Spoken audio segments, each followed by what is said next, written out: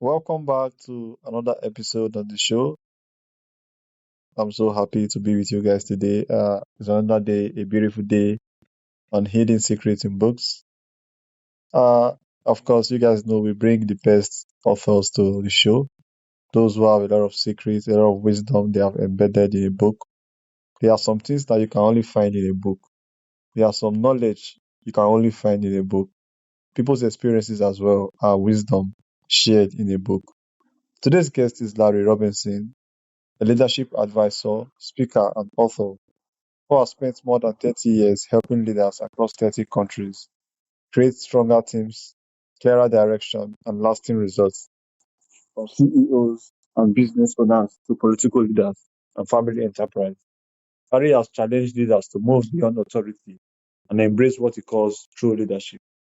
His latest book explores what separates those who simply manage from those who genuinely inspire and lead.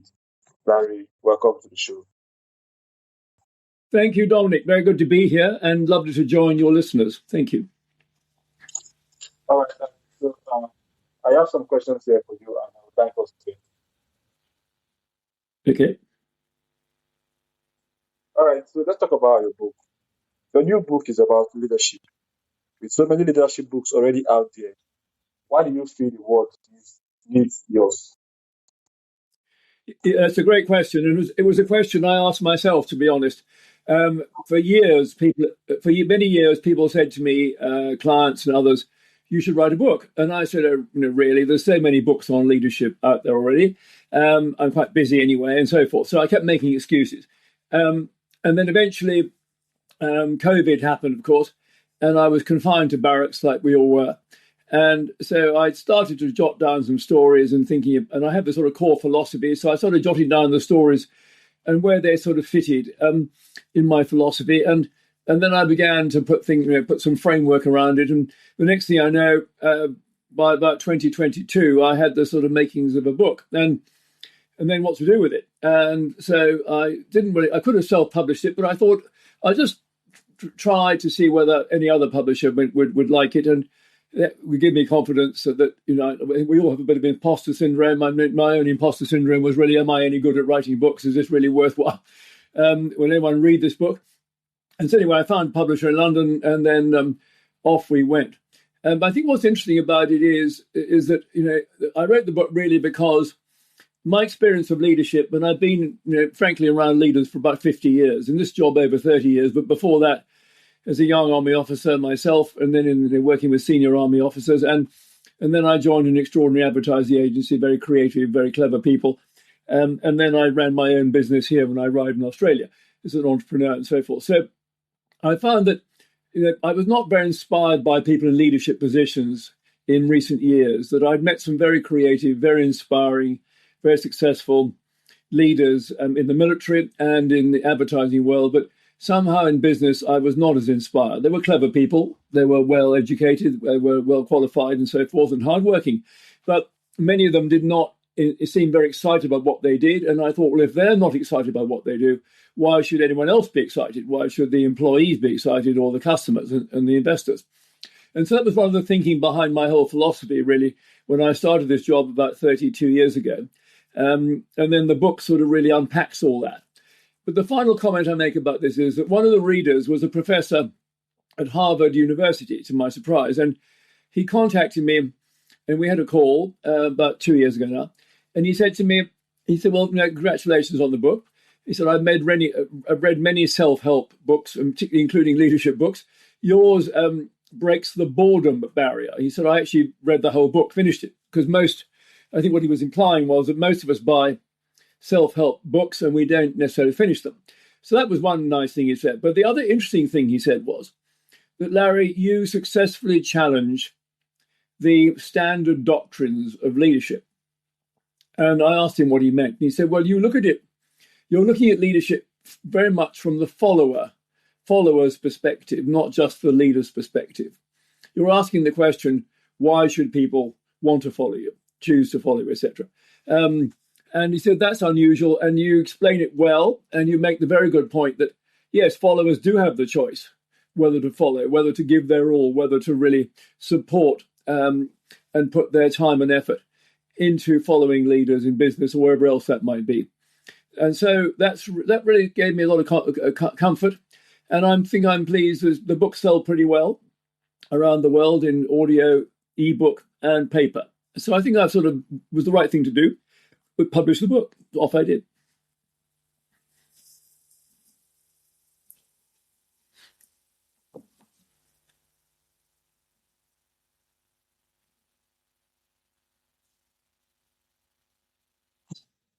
Yes. How do you define leadership? And how is it different from simply being in charge? Yeah, I think as you suggest, many people have leadership roles.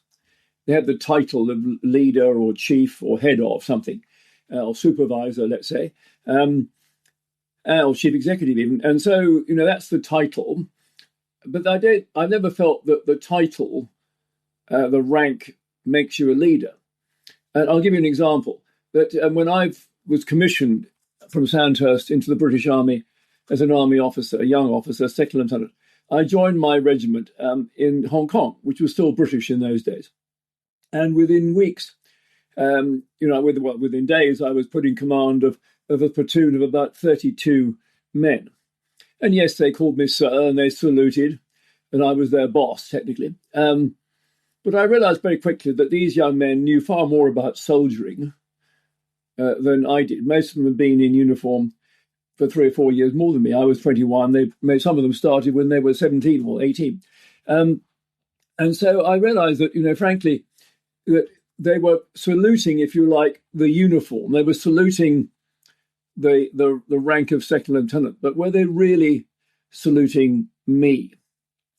And I realized that I had to sort of step up. I had to win their confidence, win their trust. I had to engage with them and show them respect and want to listen to them and make them feel valued and learn from them and collaborate with them. And I had to obviously make some clear decisions about what we're going to do and why we do them. And I'm proud to say that was really where it all began. I think asking that question: are they saluting? Are they supporting? Are they following the uniform, the rank? That is the rank, or the leader.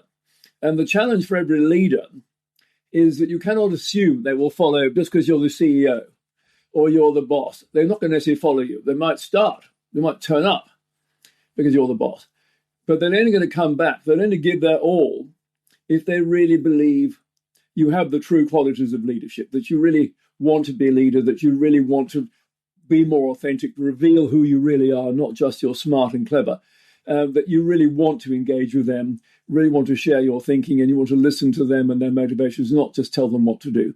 And that you really want to explain what we're trying to do, why we're trying to do it, and where your people, your employees fit in, and what the outcome, the benefit for them will be. That's leadership, really.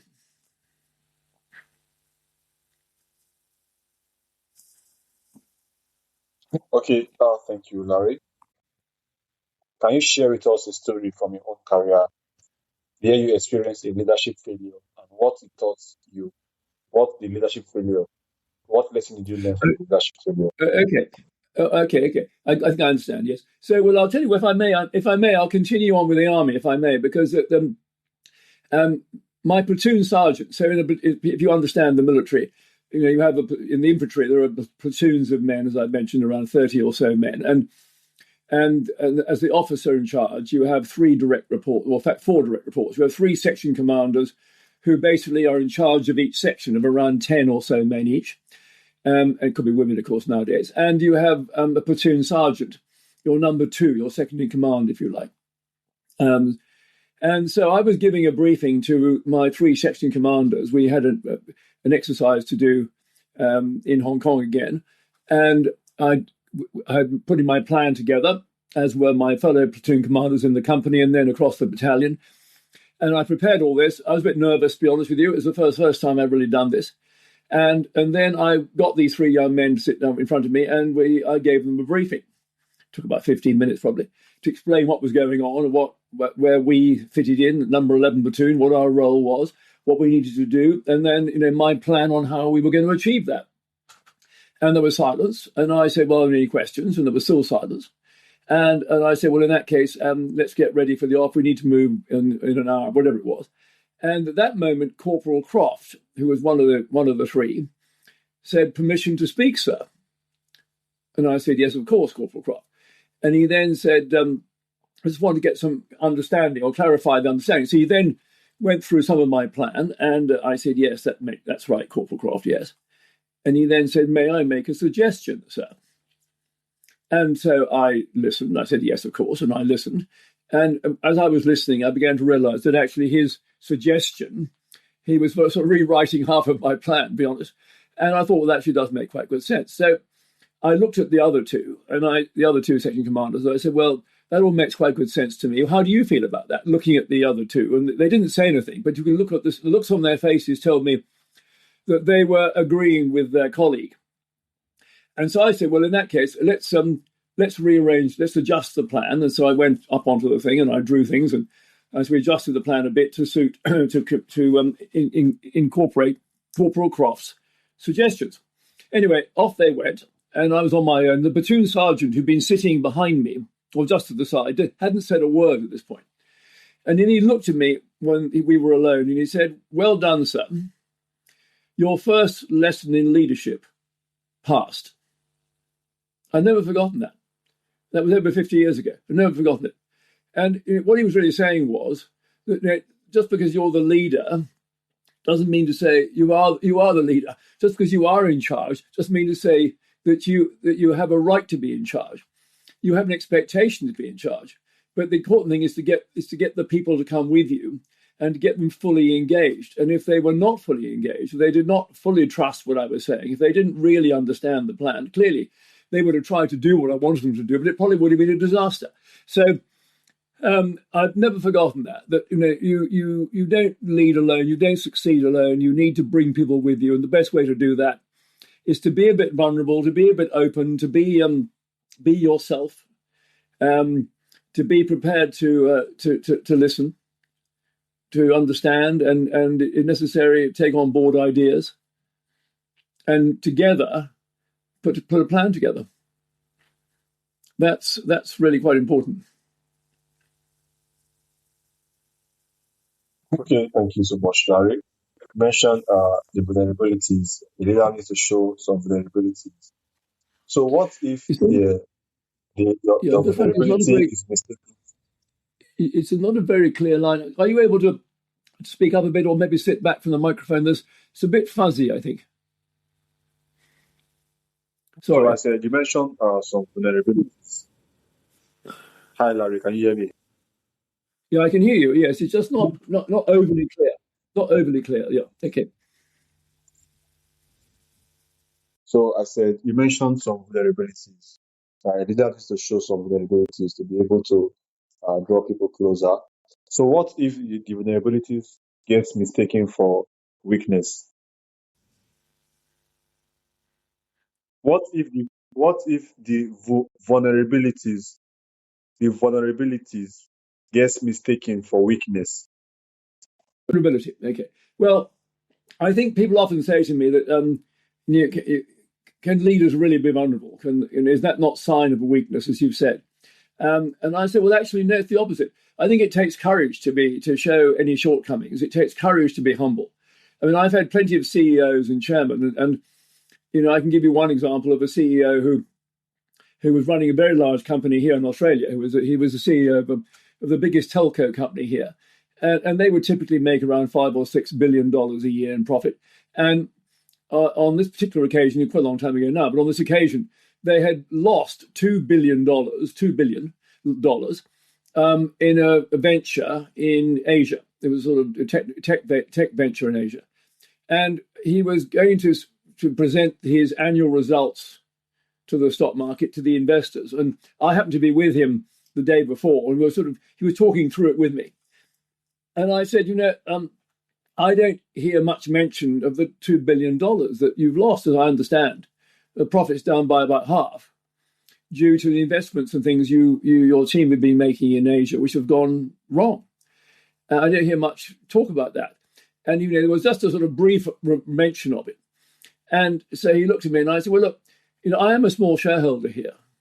and in this company. And obviously, I can't trade on the stock market while I'm sitting here with you, and that would be insider trading, so I can't do that. But supposing I could sell my shares this afternoon, or buy more shares this afternoon, why should I? Why should I not sell them? Why should I buy more? Given what you've done, given the fact you've blown away half the annual profit, shareholders' money. So he then explained it to me in much more natural language, just talking to me one-on-one as a shareholder, a small shareholder. And what he didn't realize was that I had a little video camera, and I occasionally would use a video camera, a very small camera just in my hand. And so I played it. It was a bit naughty of me. And I played it, and I filmed it. And then I played it back to him and said, well, look, okay, you've convinced me. Let me show you 2 bits of video now. The first is you going through the party line, going through what you basically prepared to do with what your internal advisors, the investor relations people, your communications people, your lawyers, and so forth, what they basically sort of worded you to say, what you're going to say to the investors, which has, in my view, no credibility whatsoever and no respect. And so on the other hand, this is a little video of you talking to me for about 2 or 3 minutes, explaining what happened, how it happened, and give me the confidence that it won't happen again. I said, which one is the real you? If I showed these videos to your wife this evening, which one would she recognize as being you? And he laughed, and of course he agreed. The second one, I said, well, fine, which one will you go with tomorrow? And he went with the second one. Well, I got into trouble, of course. I was in trouble because of the investor relations and the communications and the lawyers in the company. However, the share price actually went up by 10%, despite the fact they'd lost all this money. The share price went up, and his sort of standing in the business community, which was always a bit questionable, also went up. People, admired him, and so did his staff, and so did everybody. So that's what I'm saying. If you have the courage to be vulnerable, to tell the truth, to be honest, to be humble, people actually do forgive you, and they admire you for it. I mean, we've all seen politicians, have we not? In South Africa, in Australia, in America, in the UK, in every country in the world. We've seen politicians who do not tell the truth, who hide from the truth. They tell lies. They blame people, other people, the previous government or something. They're always, jumping over themselves with all their advisors as to blame everybody else, but never take on board and own the problem themselves and own up. They never do that. And, very few that do, they're admired.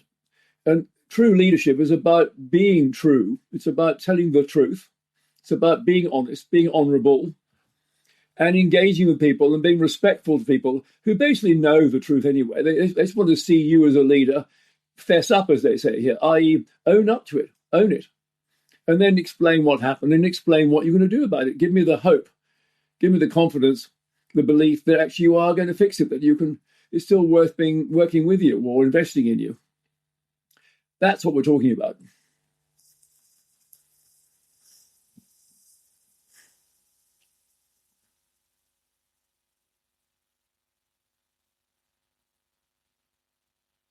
All right, Larry, thank you so much. So, can you share a story from your own career where you experienced a leadership failure and what it taught you? Yes, I think, I mean, to me, leadership, I can sum up leadership in 2 words, really. Well, fundamentally, leadership's about relationship. It's about mutual trust, respect, purpose, as I've touched on already. But above that, and my book explains all that, but above all that, I have sort of 2 lenses, if you like, twin lenses. One is clarity, the other is humanity. And I find that when businesses go wrong, when things go wrong, it's usually one of those 2 that fail. Clarity, either we lose sight, and I'm thinking of a very large mining company many years ago, very large mining company, one of the world's biggest, which lost their way. They lost clarity about who they really were as a business and what their overall identity or brand promise was, if you like, what their purpose was, what their values were, what their vision was. And they expanded too quickly. They were buying up mining companies and so forth around the world. They got overstretched and they lost complete control, really, of what they were trying to do. And as a result, the share price halved. And people lost confidence in that company. So to me, clarity of who you are, whether it's as an individual, who you are as a human being, as what do you stand for, what's important to you, what are you good at, what are you not good at, where do you want to play, what is your purpose, why do you do what you do, what does success going to look like, some sort of ambition or vision, if you can, and how will you achieve that, and when do you know you're succeeding? Those are the sort of basic fundamental rules to me of clarity as a business or as a human being. And the other half is humanity, of course.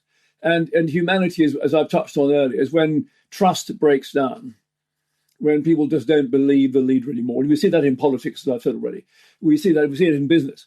And I saw it with the CEO of another company who was far too busy on his own personal image and his own personal success. And there's a level of arrogance and pomposity about this person. There was no humility. There was no authenticity, at least not that people could feel or see. That he cut people away from his office. He set up this sort of office on the top of the building, which was very difficult to get to. So there was sort of no natural engagement, even with his direct reports. He had this office on the top floor of a building in Sydney, overlooking the harbour, and he had his chief financial officer, he had his chief legal officer, and human resource, I think. And that was about it. All the major direct reports, the people who actually ran the business, were on the level below, and they had to get permission to get in the lift and go up to the next floor. Can you beat that? So no respect, and therefore no communication, no real natural engagement. And so a lack of clarity of purpose. What was he really trying to achieve? And as I say, in the end, people didn't believe him, and in the end, he got sacked, and the board sacked him within 18 months. I could see it happening. And it did. Thank you so much. That was a wonderful story. So I do think leaders should try, from what I understand, leaders should try and make themselves accessible so they can Yes, lead properly, exactly. right? Exactly. Okay. So your book highlights the three qualities of true leaders. Can you tell us what are they? And I know that you would expect people to get your book. So when you try to answer the question, don't spill a lot, just spill a little, so they can go and get the rest from your book. Okay. Yes, I'll just touch on that. So, as I touched on earlier, to me, if I had to give you one word, if you said to me, Larry, what is true leadership? I would say it's relationship. It's doing things together. You're not going to succeed on your own. I don't care how important you are, smart you are, clever, good-looking, rich, whatever. No one succeeds on their own. Whether you're a film star, whether you are an artist, whether you're a business person, whether you're a scientist or a farmer, you need people to support you in one way or another, to work with you, to invest in you, to back you, to buy from you, and the like. So the question is, why should they? Why should people choose to work with you, choose to buy from you, choose to invest in you, etc.? And that comes down to the three qualities that basically support, in my view, true leadership, which actually also support relationship. And if you think, Dominic, of every relationship you have in your life, and your listeners think about this as I'm speaking, every relationship you listeners have in your lives, whether that's a personal relationship with your partner at home, or with a good friend, or with somebody you choose to work with, or somebody that maybe supports you in some way or other, they're based on three things. The first is mutual trust. And trust is obviously integrity, telling the truth, values, living up to expectations, being consistent. It's about character, fundamentally. Character. Who really are you? And when the pressure's on, how do you respond? Can I rely on you? Obviously, competencies in there, capabilities in there as well. So that's around trust, the who you bring. The second one is respect, mutual respect. So the respect is the leader has to respect his or her people, has to respect who's dealing with. Leaders obviously feel they should be respected by their people. Well, they'll only get that respect, they'll only earn that respect if they also respect their people. And that is, as I touched on earlier, that's about listening to them, being interested in them, being available to them, as you picked up, and understanding what matters to them, and getting them involved and part of the team, and feeling that, so that those people feel engaged and that they can contribute. So mutual respect, empathy, if you like, the emotion connection, if you like, the feeling that we all have about the business and about what we're doing, the sense of pride that's generated, that's really, really important. So that's the second one. So mutual trust the first, mutual respect is the second, and the third quality of true leaders, and the third base of every relationship, is mutual purpose. What are we all doing together? Where are we going? How will we get there? And for the leaders, obviously, they need to set that path, have a very clear path where we're going, what we're trying to achieve, whether that's a team, as I had with the platoon I was talking about earlier, or whether it's a company or some other entity. A clear pathway going forward, and obviously a strategy to get there. And people who are going to be coming along and supporting, they need to understand, well, where do they fit in? What are they going to be doing to help deliver this? And what does it mean for them? And how will they feel fulfilled, if you like? How will they feel part of the success of that? So there's that level of mutual purpose. So mutual trust, mutual respect, mutual purpose are, to me, the three qualities of true leaders. And I believe, I honestly do believe that's what this is about. If you get those three things right, you will actually be quite a good leader.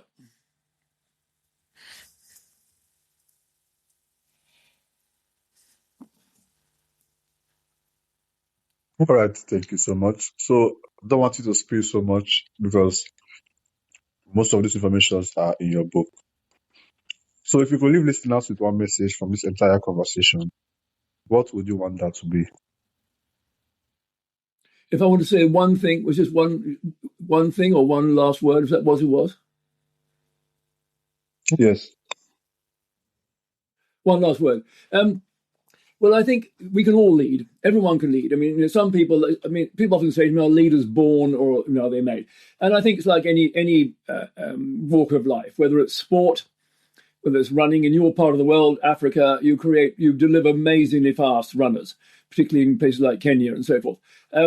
So some of those people have natural talent as runners, let's say. Some have natural talents as other sports people or artists, painters, mathematicians, whatever. People, some people have a natural bent or skill or an aptitude, maybe in their family genes, I'm not sure. But for the majority of us, we can all learn. If we really want to upskill ourselves, to get better at anything, really, I may never beat those Kenyans on the 400 or the 100 or the mile or the British kilometre. But if I really want to, I can try. And I can train and I can learn. And it's the same with leadership. If I really want to be a good leader, if I really want to bring people with me, if I really want to succeed together on the basis that I'm not going to succeed alone, I need to understand what is good leadership and what does that look like. And maybe choose people you admire and what is it that they're doing. Notice that people you work with or you don't admire, what are they not doing right? And then work out, how do I do this better? And I've just given you some clues today. And my book, as you mentioned, does have some ideas. But it fundamentally comes down to those three things. It's about relationship. It's about authenticity. Which is about the trust, your trustworthy you, the authentic you. It's about respect, which is the empathic or empathetic you, who is interested in people around him and her and really wants to connect with them. And it's about mutual purpose, the higher intent, the intent we're all going to go and deliver together. And if we can work those three things out, then I encourage you to step up and say, I really want to be a better leader. And that can be at home as much as it can be in the workplace.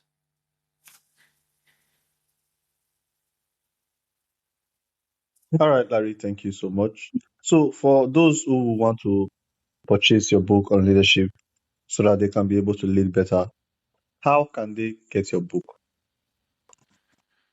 Oh, well, thank you, Dominic. It's the book is on Amazon, and it's entitled "Why Listen to, Work with, and Follow You: The Three Qualities of True Leaders." We've been talking about. It's published in London, but it's on Amazon. It's in audio, as I think I mentioned, audio, which means listening to me for almost 8 hours, I'm afraid. But it's audio. It's ebook online, and it's a paper book. And I have a website. If people want to connect with me, you're welcome to do so, and I will respond. I promise you that. The website is www.robertsonburns. That's robertsonburns.com. All right, well, Larry, thank you so much. This has been a very, very exciting episode. Thank you for sharing your insights on what it really means to lead with courage, clarity, and humanity. The perspective reminds us that leadership isn't about position, it's about gaining trust, serving others, and making a meaningful difference. We appreciate you joining us and wish you continued success with your new book and your work around the world. Thank you so much, Larry, and do have a wonderful day ahead. Well, thank you. It's actually evening here, but thank you so much, and you have a wonderful day ahead. Okay, Uh, thank you so much. okay. Thank you. Have a wonderful day. Okay. Best wishes to you all. Thanks a lot, Joseph. Bye bye. Thank you. Bye bye. Bye.